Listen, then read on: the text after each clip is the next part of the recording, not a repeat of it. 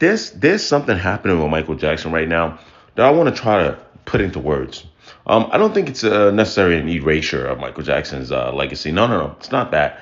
I think people are starting to just slightly forget who this man was. Okay, and I think those differences matter, right? I saw this 42 years ago. Michael Jackson's Thriller reached #1 on the Billboard 200.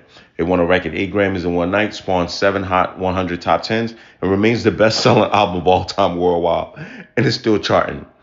And when I say it has to do with numbers, I'm seeing a lot of people break Michael Jackson records in different avenues, whether it's on Billboard, whether it's on performances, record breaking, TV stuff. I know that I get it because every time I see Michael Jackson's record get broken, I always go look up what's the caveat. Do you understand what I'm saying? I always go, what changed? Because Michael Jackson's numbers should be untouchable. Think about this for a second. 42 years ago, when this album dropped, I wasn't born. I know some of y'all don't believe it, but I'm much younger than 42. Much younger than 42.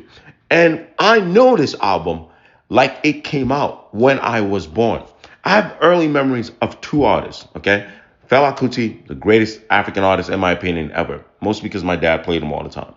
Michael Jackson was like the next person people were like, hey, this is the person. I'd never stepped foot in America, and everybody was like, this is the person. So his worldwide reach was crazy. But think about this. Michael Jackson, it's not going to be funny, had like three primes, looking like three different people. There was the baby Michael Jackson.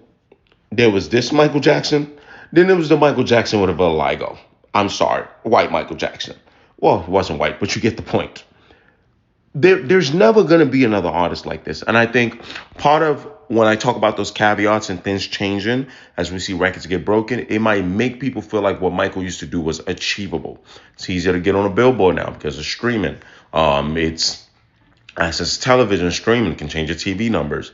Then you start talking about, the actual, just other small little things like how today's youth aren't that exposed to things before them. I've made videos about this, how we would watch that 80s show or whatever, or you watch The Box, or just little things that MTV and VH1 would rerun. And it would cement in my brain and help me get familiar with who this guy was. You have the internet now. The information is accessible to the youth, but the more information they have doesn't mean the more they're going to go research it. It's the weirdest thing ever. I've talked about this a lot of times too.